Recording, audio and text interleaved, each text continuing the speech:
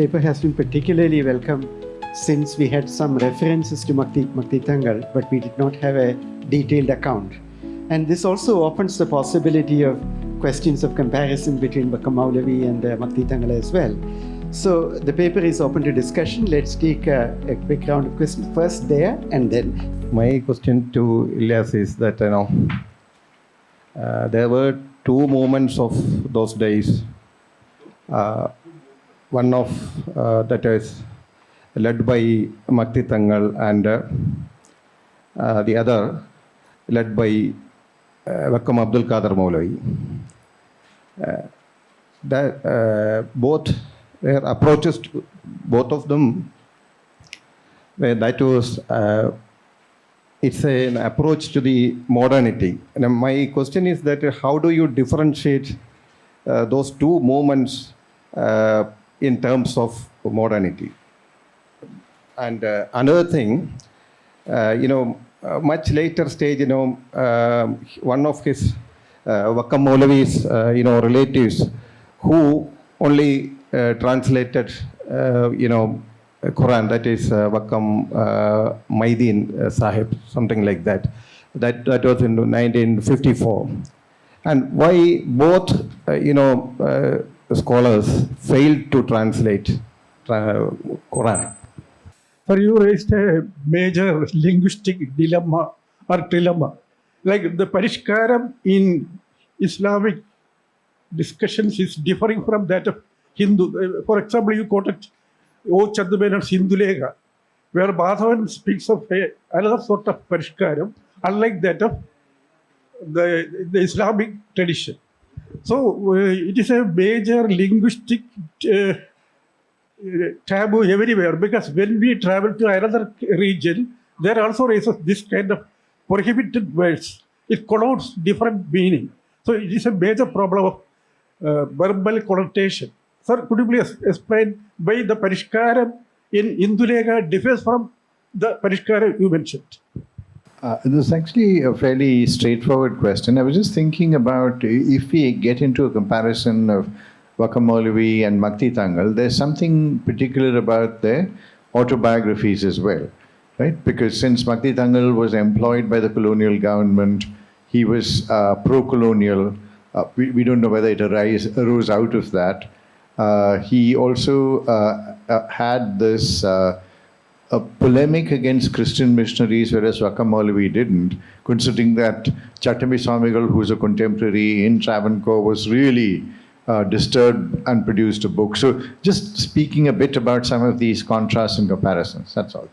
A slightly flippant comment. You may think it's slightly flippant, but the word Parishkaram, as somebody said, seems to have different connotations. I remember being told as a, younger person, which is quite some time ago, that I don't have much Parishkaram, because now education you have, but you're not fashionable and you're not, dolled up and so on. So how do you actually interpret Parishkaram? Because you can be, it seems to be more related to education and so on, but it also relates to things like dress and how you comport yourself in a sense that is considered allegedly modern, right? So I just want to know whether there are some nuances in the use of that word. Yeah, it's similar to what Dilip already asked. It's about the tradition of polemics that Makti Tangal inaugurated, right? If you look at Aika Sangam's thing, Aika Sangam was involving in a polemic with, let's say, the traditionalist. Manapadam himself was very actively part of it. But on the other hand, if you go back to a little forward in time, one can see a revival of this tradition of interreligious polemics in the later members of the KNM like M.M. Akbar and so on.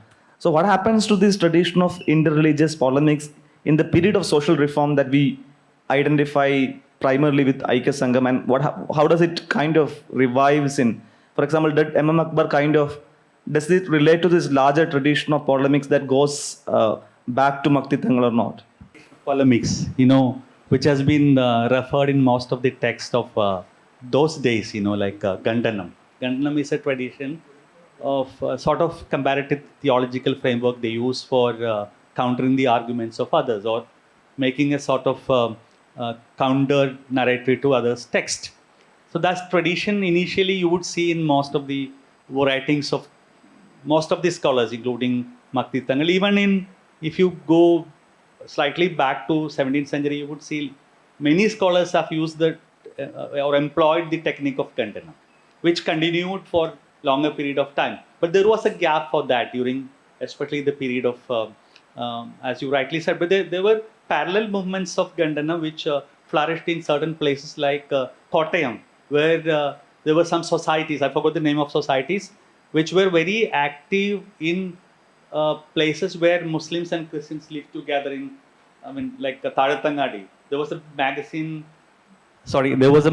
published from Tadatangadi, which was very interesting. You know, the contents were like, you provide the details of the, the counter narratives which produce somewhere else. You know, I mean, in West Asia, in Europe, you give the translation of all these things in, or kind of provide a kind of whiff of what happens outside the continent. That was very interesting. But interestingly, I mean, I've seen in most of the works of Vakkom Moulavi, he has never critiqued any religious traditions.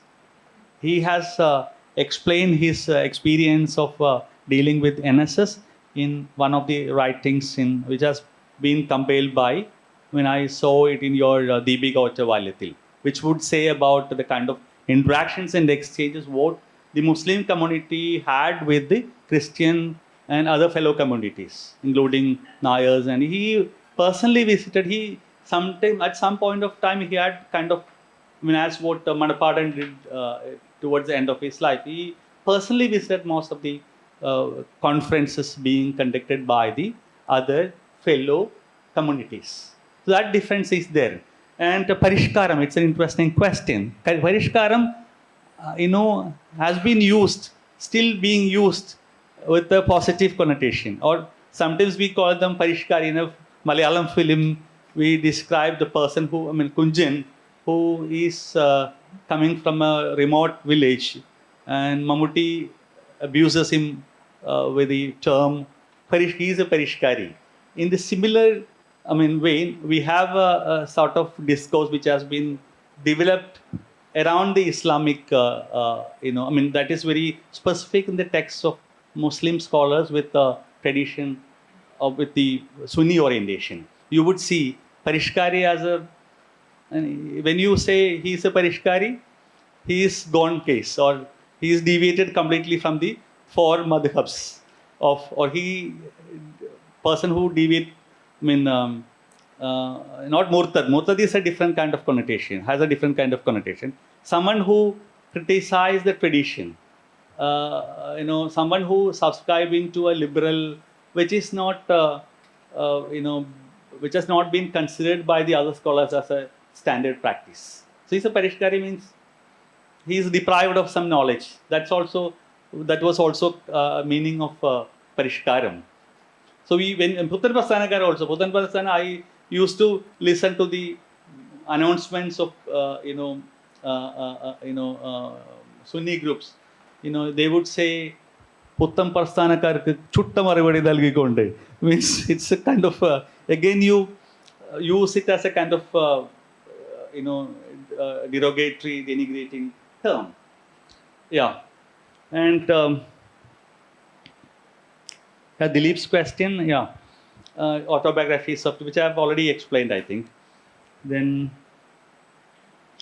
first question, I'm turning to the first speaker. I mean, I don't know why two people, who attempted in translating Quran, I'm not translating Quran, writing an interpretations to Quran, or writing a kind of tafsir, interpretation to Quran, failed. That is true.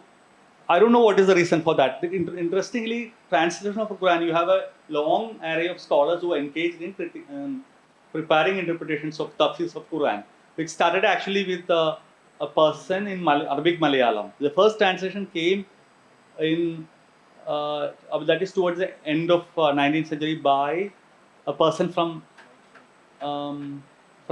Kei family, Mainguti Alaya, who later on established the Rubat in Saudi Arabia, which became a very controversial issue. Arabic Malayalam, yeah, Arabic Malayalam. The first, there were 3 translations in pure Malayalam. First one, again a failed attempt by P.K. Moulavi. Then Amani Moulavi did it. And finally you have, 3 successful attempts of Quran translations. Not translations in the actual sense of the term. It's tafsir, interpretations, preparing interpretations of Quran. So if you look at the kind of practice of, which many people engaged, many people failed also. That's also very interesting to see. Is one question online, so we'll take that.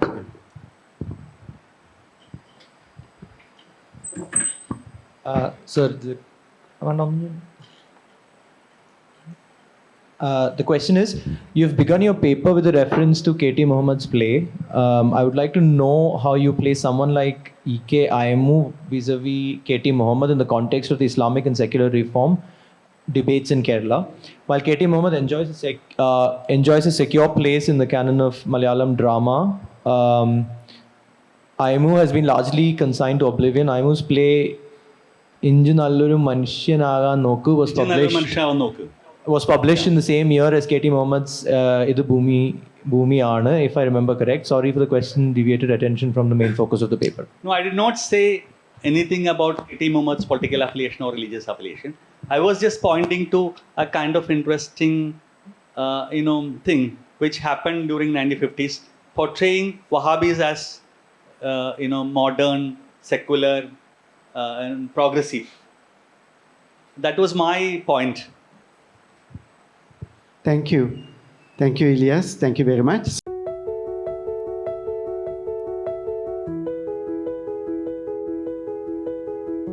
Thank you, sir. This again is very, very important because we haven't had any paper on literature so far, fictional writing. And fictional writing was a very important mode through which the discourse of reform and the deliberation on social issues was carried out. So the paper is open to questions. Yeah. Yes. Yeah. Please. Sir, it was a nostalgic experience to hear your speech because you covered the Bollywood icon of the olden days, Leela Chetty's to Charminar cigarette. So it was a fantastic nostalgic journey. So my question is regarding how the history depicted in fiction, because today more fictions are dealing with historical realities, just like that of Salman Rushdie and like others, a lot of others. V.S. Naipaul, etc., are pursuing historical pursuit. History, they cover a lot of history. So how history blends with fiction? What is a blending? As a social document, as a historical document, how we read fiction? That is my question.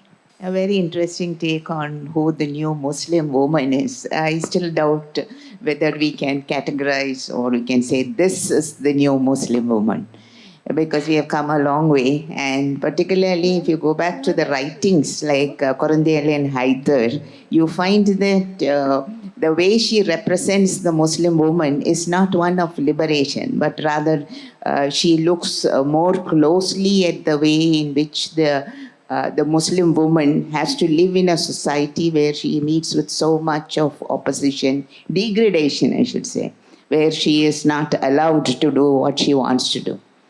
A very good story is one where Sultana's dream, where she dreams of getting all the men out of court and sending them to a prison underground and then having it full of women and doing what women would like to do. So it's actually a reflection of how tightly the power structures and the religious and community structures stifled the woman in Hyderabad.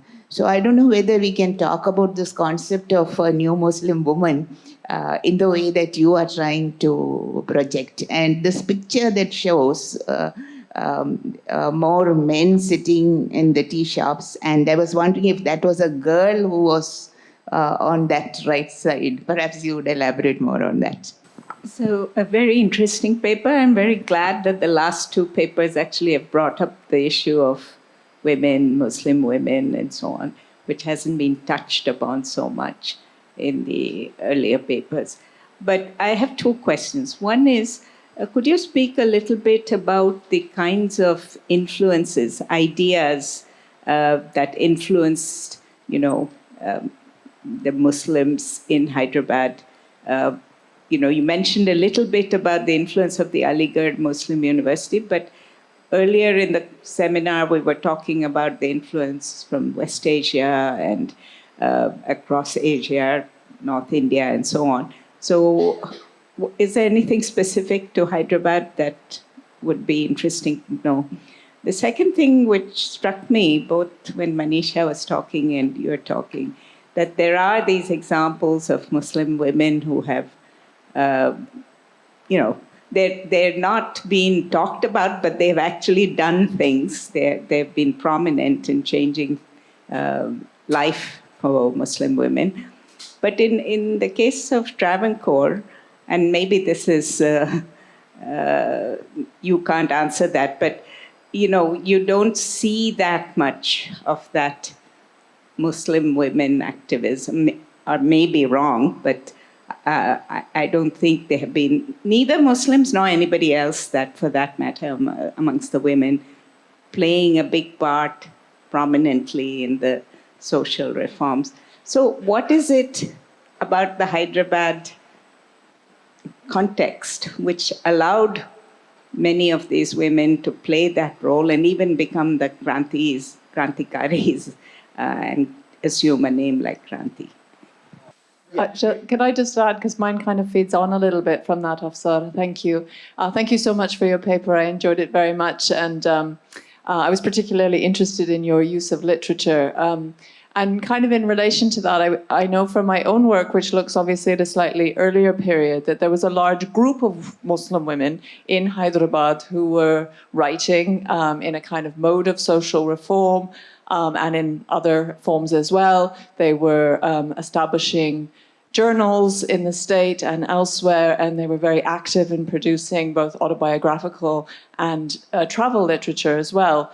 And I guess what I'm curious is how the women that you're talking about in the slightly later period might connect to those earlier developments. And I know in particular some of those earlier women actually received the patronage of the state to undertake education in other parts of India, or indeed outside of India as well. One of the women that we've looked at in my travel narrative, travel book, actually went and studied nursing in the US, for instance, from Hyderabad, supported by the state. So I'm just curious about the kind of connections between these later women, if they're kind of looking back to those as sort of models on which to build on, or if indeed there's even a practical connection in that those women are getting education and then kind of passing on those ideas to the next generation. And I ask this specifically because I think those earlier women don't really fit the model of the previous generation that we see in the novel that you quoted. They're not following a British modernity with sleeveless blouses and that. They're very much writing within a kind of different kind of framework. So I wondered about that connection. Thank you for the questions. I want to begin with your question between history and fiction. Actually, when I submitted this manuscript to Cambridge University Press for their review, the very first question was, how could you use literature? Literature is a distorted picture of social reality, right? That is what they wrote in the review. And then I responded to it. What do you do when you don't have any evidence, right? When the only evidence that was kept secret, and then the rest of the evidence that was never debated or discussed in mainstream literary histories or social or political histories. And then including the documentation of Progressive Writers Association. The other day, there was a mention about Progressive Writers Conference in Hyderabad, which they also published the minutes, documents, pamphlets related to that conference. there was a huge discussion about Isma Chuktai, and then the question of obscenity, but none of them were documented. So even leftist documents, leave alone the nationalist documents, leftist documents too, they never cared for gender activism.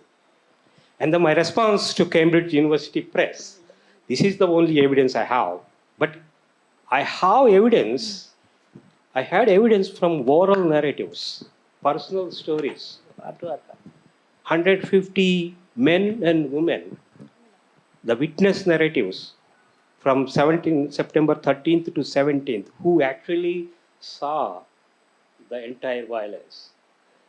Can't you consider this witness narrative as an evidence?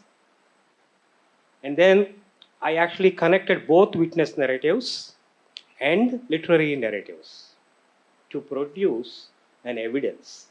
So of course, Salman Rushdie and then other writers, even Latin American writers, and then other like African American writers, they are now using literature to speak about history, making of history, right? Because we don't have sufficient documentation of marginalized identities. So I actually like, I still say that this is, I'm not saying that this is like the perfect document of that particular times, but this is the only available light. What I can do, this is the entire darkness in archives. I can't even enter into the darkness, governmental darkness there, out there. And then I can't use any archives. And then there is nothing there. So I kind of took this small light, and then under that available light, I tried to show different dimensions of Muslim women life. Hope that that's good response.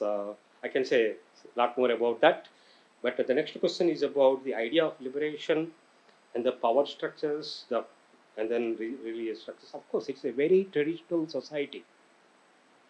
Janana, the inner courtyard, was such a dominant location in the life story of a Muslim women, particularly Ashrafi Muslim women. But the same ideas extended to other classes. Of course, in the case of Telugu Muslims, we have caste variations as well.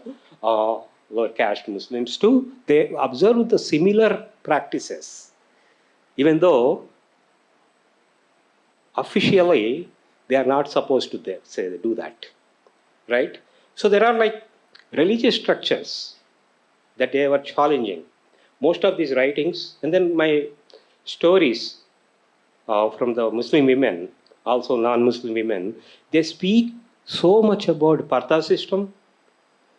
They speak so much about the restrictions imposed upon them, but they also speak extensively about how they contested those boundaries and entered into the public space, entered into the political space.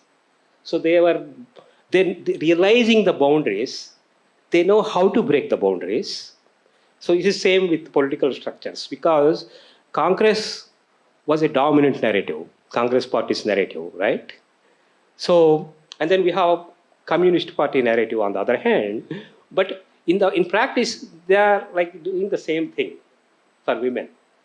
Even like women's history published by well-known feminist groups, they also marginalize Muslim women.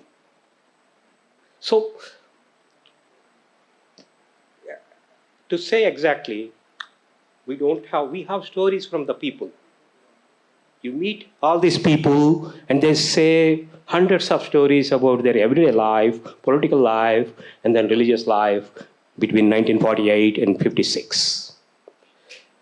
And then I took this opportunity, because being an anthropologist, I also depend more on ethnography, and then take advantage of oral testimonies, right? So I took that opportunity and then connected oral testimonies, some governmental documents, some political documents, and finally, literary narratives. So the story is not going straight to literature. I'm going through many resources and then using literature at the end, only to juxtapose witness narratives with written documents.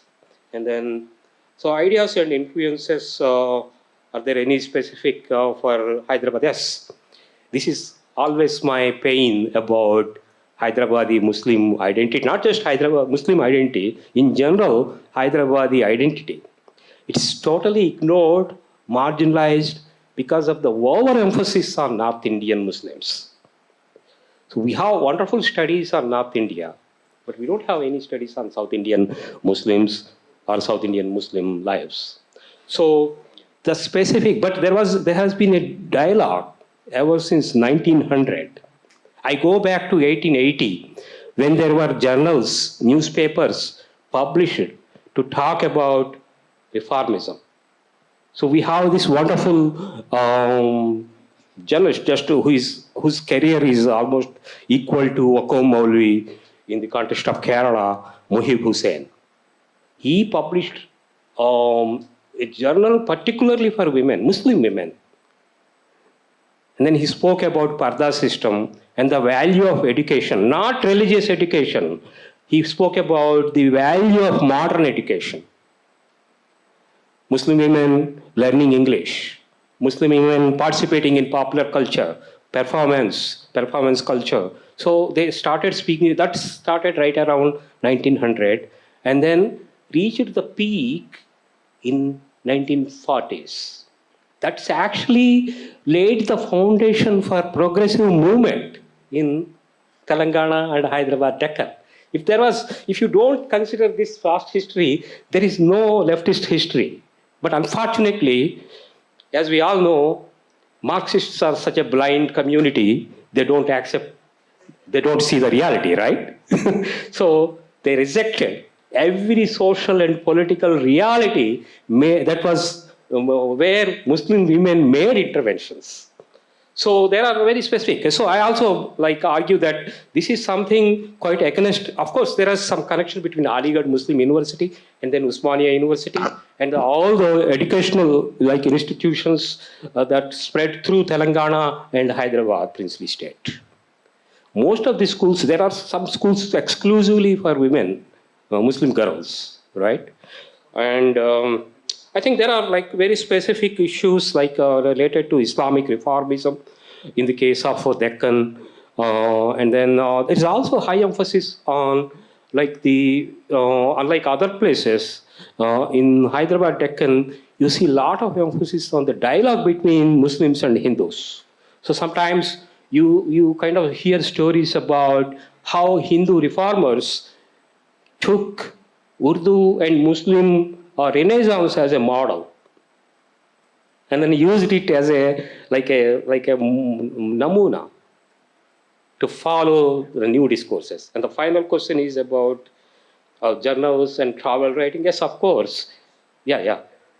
There is a lot of engagement because of the print culture, and then publication. Publication was huge, as you can see from this picture. Of course, I still see this picture, all men there. There is nothing exciting when men tell the story, right? That's such a poor retelling of history, right? But unfortunately, we don't have any images from 1948 police action that shows the rise of the reading public. But in the book, I actually emphasized how women took the advantage of reading culture, writing for newspapers, writing travelogues, memoirs, autobiographical writings. So it's not like a normative male-dominant story. It's a very specific story that is filled with Muslim feminine sensibility. I hope. Actually, it's a series of small and large questions. One of the, in response to what Sajida asked, there is a difference between Travancore and Hyderabad because Travancore is a Hindu monarchy and Hyderabad is a Muslim monarchy. Yeah. So there is a larger number of women who are of a higher status associated with the aristocracy and so on and so forth. question that I had was about the differentiation, the class differentiation. When you talk about the new Muslim woman, there are a whole set of women who are associated with the higher classes, associated with the court, access to education and so on. And that's very different from the new Muslim woman who is beginning to engage with the revolutionary politics. Right? So that class difference is probably worth talking about. And even when we talk about Telangana, I mean, it's actually largely peasant women whom you showed there. So she's not somebody from the middle classes, she would be a peasant woman. And this is the work that Suzy Taru and all of them have done.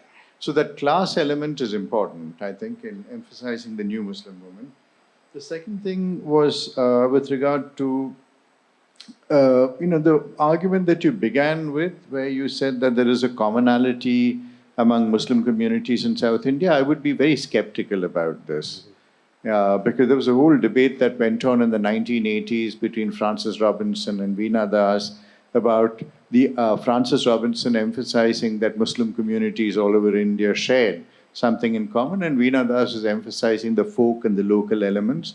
And this would probably be true of the difference between Tamil Nadu, Andhra Pradesh, and so on.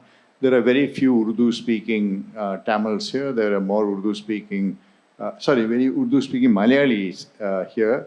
Malayali Muslims. There were more Urdu-speaking Tamil Muslims, and after partition, a lot of them then moved to Tamil entirely because Urdu became the sign of Pakistan. And so there's complicated histories, and each state has its own history. But the interesting thing here, which you pointed to, which I think we could take up and which is worth thinking about, is the role of nodes like Aligarh Muslim University or Jamia or Osmania, which are trying to create a Muslim identity, which is pan-Southern Indian, probably even pan-Indian, right? That Muslims are going from Kashmir and Kerala and so on and so forth. So the group of Hyderabadi Muslims who go to Aligarh Muslim University and come back, they probably represent a particular group, right? And that's yet another differentiation. But I suppose in a short talk, it's very difficult to make all these differentiations. But I think this idea of class would be important in looking at the new Muslim movement, right? And that would make the story richer. Thank you. That's the reason why I started this presentation with the story of M.A. Shakur, nephew of Vakkom Moulavi. Because in the case of Vakkom Moulavi, it's a question about language as well. But in the case of Hyderabadi Muslims, there was no such question. But there is, of course, there is a distinction between North Indian Urdu and Deccani, and then they make fun of Deccani Urdu. So there are language politics, but there are bigger issues than that. And then people who came from Aligarh, who graduated from Aligarh Muslim University, as portrayed and represented in these literary narratives and also from my witness narratives, they were using Aligarh model to the extent that it benefits to their immediate reality. Because they got to live here, and then they don't want to lose that connection with the locality, neighborhood, whether it is Hyderabad or non-Hyderabadi location, whether it is men or women. So they're looking for immediate use, purpose of that Aligarh modernity. How we are going to use this Aligarh model to better our situation in Hyderabad princely state. So that was their immediate question. And also there were organizations, Muslim organizations particularly, that focused on new education. Of course, that includes Urdu, and then Western education, and then sciences. These like Tamire Millat, reconstruction of Muslim community. Reconstruction was a key idea in the making of this. These people are all influenced by Aligarh model. But the way they practiced Islam or Muslim reformism or Muslim modernity, they were very specific about that. They wanted to use that Muslim Navikarana, Adhunikata, very specifically. So that is where I'm fascinated about this Hyderabadi Deccan model of modernity. That's quite different, even though they speak a lot about all these other models. And then even Britain, you were talking about countering British modernity. Of course, there was a dialogue, negotiation with the British modernity, because Nizam was really fascinated by British London model of development. He was the one who brought newspapers. He was the one who brought train. He was the one who brought buses, transportation, everything. And then he was the responsible to bring this bureaucracy, 9 to 5 office hours. They used it in the service of Deccani community. That is where we need to focus on. I just have a brief way of gesturing towards Shyam Benegal and his reading of gender in Hyderabad. He represented his two films in particular, Mandi and Well Done Abba, sort of recuperate Dakkani, not Urdu, because he'll insist on the Dakkani's relationship with gender. Right. So I wonder, is there a way in which, much as Urdu has been minoritized, we might want to think from Hyderabad, from Travancore, and think of gender and language in more complicated ways. And I think Benegal is a very good example of looking and observing that in women's speech. That picture is complete with gender discussion in Sam Benegal's movies. Because because that's why my new work will be more about visual media, visual cultures, where I'm talking about these paintings and then movies. Particularly, there will be a chapter on Sam Benegal and his treatment of Telangana caste, class, and gender dimensions, where you can see also the language politics. Yeah. Oh, the painters, these are like Fawad Tamkanat from Old City, and then some from Jagdish Mittal, he passed away recently, and then some from Akbar Muhammad, some from Anwar. So these the last two names are contemporary, while the other names like previous generations. So yeah, that's. Thank you so much.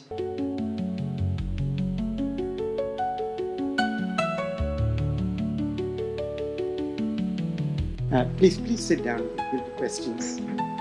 So this paper is particularly appropriate for a present moment when public universities are again going through a really turbulent moment. And I particularly enjoyed the way Manisha invoked the question of multilinguality and the question of caste in creating a public culture of debate, dialogue, and dissent from the part of the university. So the paper is open to discussion. Like in earlier cases, we'll take a round of questions first and then Manisha will respond. So questions? Yes. Madam, please, could you please elaborate on River Ganges as a conduit of colonial merchandise? The River Ganges as a conduit for colonial merchandise, a trailblazer of colonial merchandise. And then to Urdu, where it is messy, because it is living. A language which is living is messy. Please explain both. This was the Patna College, the image that I showed you. This was actually a spice go down for the Dutch people.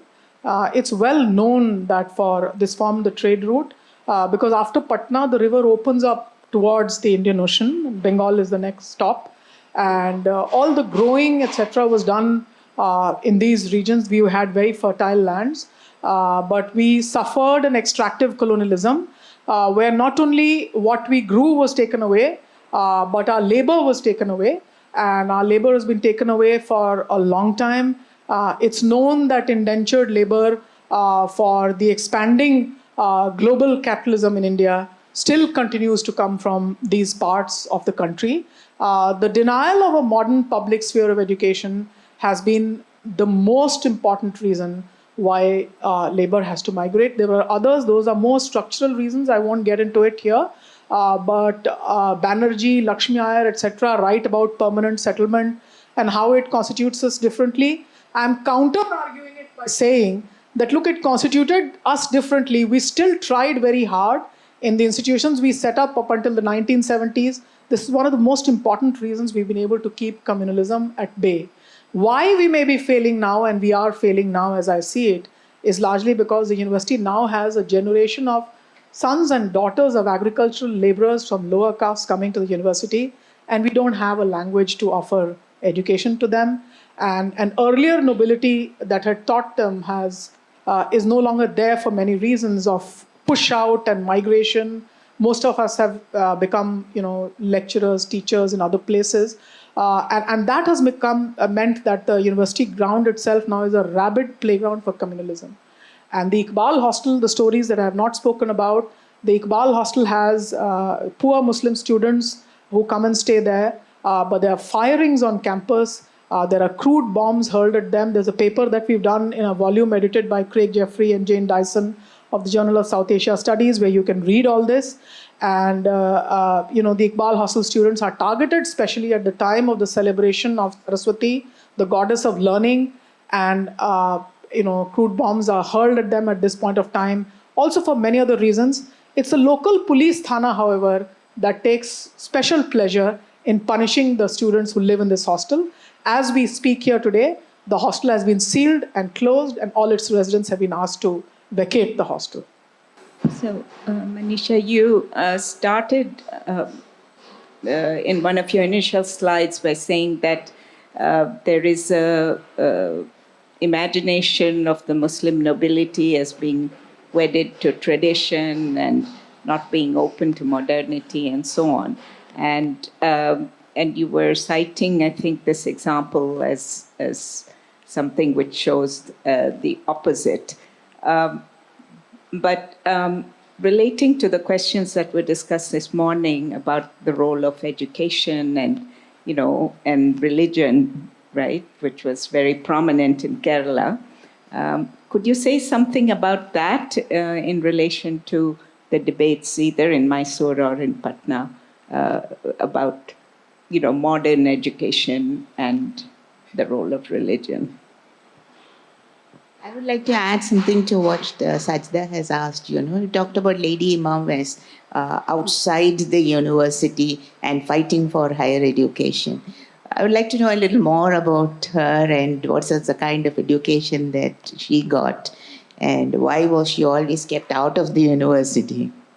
Sorry, can I just add to that as well, if I may? Yeah, I'm just very interested in this figure as well. And particularly you talked about how some of the male figures that she was interacting with were part of these kind of wider networks, were maybe circulating amongst princely courts and that sort of thing. And so I'm just kind of curious, we've been talking about more expansive geographies, I suppose. So I'm wondering about the kind of more expansive geography that she may be involved in as well, the networks of maybe other women or other organizations and that she's intersecting with beyond this particular case. So actually, I should have just focused on Lady Imam for today's presentation. She was educated at a school called the BNR, Badshah Nizam-e-Rizvi School. And because of the efforts that she makes, the BNR becomes the first teacher training college for women in Patna University. So that's one of the things that happens. Now, Sir Sultan was her cousin, but Lady Imam breaks boundaries even within her family. And she enlists her own daughter as one of the people who will work with her. And Lady Imam then, as you can see, she becomes involved with the Gandhian movement. Sir Sultan was still prevaricating. He was on the side of the Lords. He was on the side of the British rulers. It's the British rulers who appoint him the Vice Chancellor. Lady Imam takes to street level politics and political work alongside education. Now, Lady Imam makes friends with Bengali women and Kayast women. And she fights for eradication of child marriage and dowry. Now, Raja Ram Mohan Roy was also born and brought up in Patna. The Brahmo Samaj was very influential. And Lady Imam was working with the reforms of the Brahmo Samaj. Not only that, West Bengal's first chief minister, Dr. B.C. Roy, was also born in Bihar. His mother, Aghor Kamini, was a champion for women's education.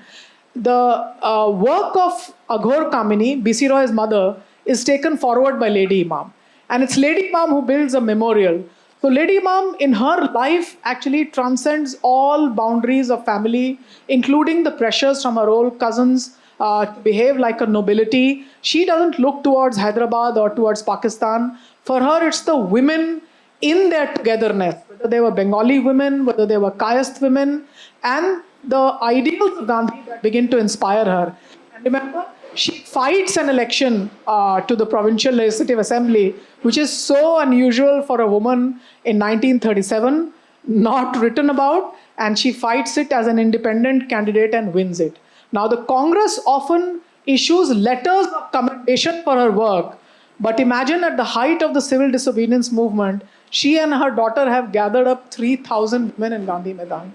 And that's a women's rally against the might of the colonial power. She's also, prior to this, opposed the Montagu-Chelmsford reforms.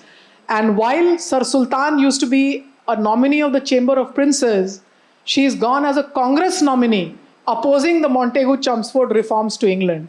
So also the friendship with Rashidul Nisa that I'm working on, who was a novelist, tells you that she wanted the mind to be free. Now, her meetings with Fani Bhushan Ganguly were a feisty meeting. She was the one driving the agenda of the meeting and saying that, look, science education and industrial education needs to be done for women also. I'm still to look at those papers, but from what I gather so far, she was also a member of the Khuda Bakhsh Oriental Library. She believed that there should be a public library movement in Bihar. And I feel that much of the shortcomings of Bihar today are in terms of the unfulfilled agenda of Lady Imam, in terms of what we could not carry forward.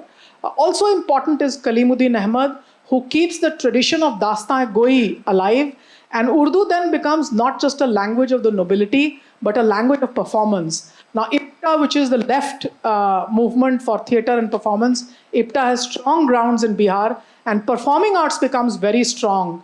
And therefore, while Allahabad itself, and that's the answer to the first question, in Allahabad itself, there was a movement to entrench Devanagari or Hindi script, and that movement was denigrating Urdu, not in Patna.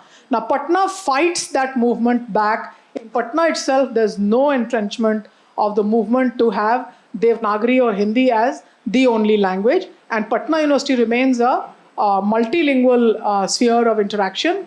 And up until the 90s, you could equally be writing your thesis in Bengali or in Maithili or in Urdu or in English. And the doctoral dissertations room is a live record of how many languages you can read up your thesis in. If I've missed any questions, I'm sorry. On religion itself, I find few debates that happen, though not Sir Sultan, but Lady Imam has taken the issue of reform of Islamic law. And I believe very much that the High Court and the university together were arenas for looking at social reform. These were the institutions where the Bihari nobility looked at for social reforms. In terms of and dowry, opposition to dowry, etc., the social reforms to traditional religious practices were taken together. There was no Hindu tradition and Muslim tradition to be fought against. Parda was together a Hindu tradition. Child marriage and dowry, for example, were fought by the caste women as much as they were fought by... In fact, the Muslim women helped the Hindu women fight dowry, which continues to be a huge ill practice in Bihar. It also meant that, the movement, etc., they didn't find strong roots in Bihar. And this kind of a public sphere of plurality where the women fight together, that I think gives the initial momentum. Dhan Chand Roy's mother, Aghor Kamini, for example, she starts the first schools for women. So there's an easy acceptance and there's no dividing line between the Bengali and the Muslim. And that makes for an easy acceptance of public institutions. Even small towns would have Muslim teachers or Bengali teachers, and they were considered the intellectual and lived an easy life without the threats of communal rioting against them. So these are the few things that I remember. This is not a question. I just thought I will take part in the discussion by offering a comment. When I listened to you, Manisha, I was thinking of my own university, which at that time was University of Travancore. And I don't know whether the university in itself, either directly or indirectly, played any role in the anti-colonial struggle at all. Even though the students of the university, for example, the father of political agitation in Travancore or Kerala is known as G.P. Pillai, who was a student of the, not the University of Travancore, but the University College. But when you talked about a lady, leading these transformations, I was thinking of a similar role for our university. And the name that came to my mind He is the first professor of history in the University of Travancore. At that time, there was no university department. It was in the London College for Women. A professor was appointed. She was a European lady. Her name is Louise Auerkirk, whose book is very famous, The No Elephants for the Maharaja. You know, she, after coming here, you could say imported in the colonial route. She was a professor for a couple of years. She sided with the Travancore State Congress, got involved in local politics. It was dismissed from service. When she tried to enter the country again, she was arrested at Bombay. So I was just reminded of the story when you were talking about a woman who became a catalyst for transformation in that area. And regarding language also, I am not scholarly enough to comment on it, but the first set of books published by the University of Travancore, they were not English books.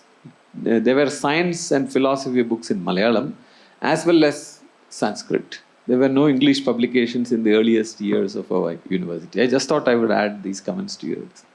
If I could draw the paper back to some of the themes of the conference, I was wondering whether there was some way of trying to think about the larger world of Muslim social reform, the ways in which that impacted on education in Patna and Mysore. The Mysore bit of the story we didn't get to hear, the princely state.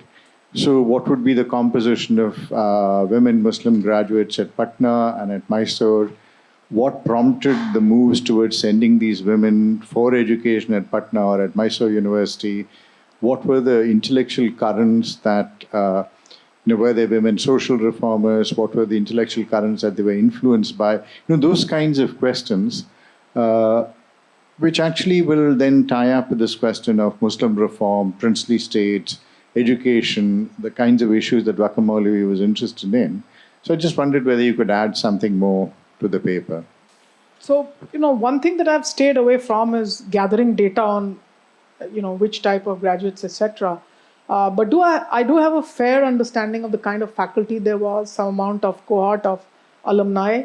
It is very clear to me that Patna allowed a far more open, egalitarian participation of Muslim scholars, Muslim intellectuals, and social reformers in the university sphere than Mysore did. And the Mysore sphere, as it was built up, the Raja himself was dithering between whether it would go on an oriental plan, mediating with the British. So it wasn't really, an openly modern university, so to say. It was an important center for Sanskrit learning. Hiryanna, Dr. Radhakrishnan himself notes that Hiryanna is one of the finest teachers of Hindu philosophy, as he would know. But there were also modern disciplines like sociology taking shape. A.R. Vadya, so the Parsi from Mumbai comes in, and A.R. Vadya, the discipline of sociology, for example, takes birth there. English literature, there's a class where you have M.N. Srinivas and R.K. Narayan sitting together. It's in the college canteen that R.K. Narayan begins scripting his novels. And of course, M.N. Srinivas. I think the real egalitarian spirits, when they hit Mysore, are around the Quit India movement. This was that autonomy which allowed for good governance by the princes, also did not allow for political participation. So affirmative action was a policy of the Raja, but not necessarily of public participation. That public participation that happens, I have culled this out from the prison diaries of H.Y. Sharda Prasad, where he hears in his college that there is a gathering of radical young men in the city square, the Subramanyake, and then he cycles there. And then Yoga Narasimham, his father, is caught hold of by the British principal, and he tells him, your son is such a good scholar. Why is he participating in this radical movement? The first time that H.Y. Sharda Prasad travels out of Mysore is when he is jailed and sent to Bangalore. Now, in the Bangalore Central Jail, he makes friends with Muslim young men and scholars who are in much larger numbers in Bangalore, but not in Mysore. And there he's introduced through Muslim young men to literature of the red. And that's the red coming into the Mysore public sphere. So the Mysore public sphere was literary, it was philosophical, it developed into sociology. The first challenge political comes to it from the Quit India movement, for which the Mysore young man is jailed here. The second channel and disruption comes around the 60s and 70s, by the time the Dalit intellectualism has become much stronger. And Parvatamma then begins to challenge M.N. Srinivas, C. Parvatamma, whose life I've written about also. And Parvatamma challenges M.N. Srinivas in the Indian Sociological Association meeting of 1977. And she says, M.N. Srinivas did not live in that village. He stood out of it. And he wrote The Remembered Village from a smriti. And that's a critique of the canon.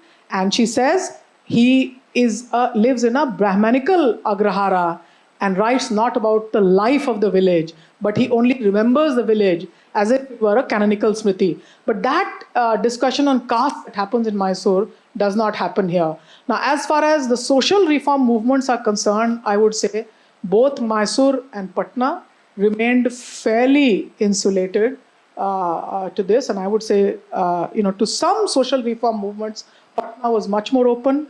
To direct political participation, Patna was much more open, much more radical.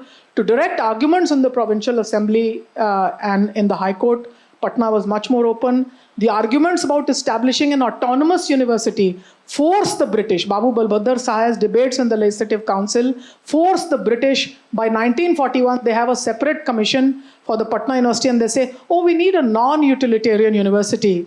By which time Gurudev Rabindranath Tagore and his brother Gaganendranath Tagore have criticized Bidyar Karkhana, saying dhoti-clad women and men are going to these universities and this mill is churning them out to wear pants, trousers and neckties. That's not a university where you take the farming labor and turn them to wear different clothes. So these criticisms hang large. The university itself takes a definite modern frame in Bihar, much earlier than Mysore.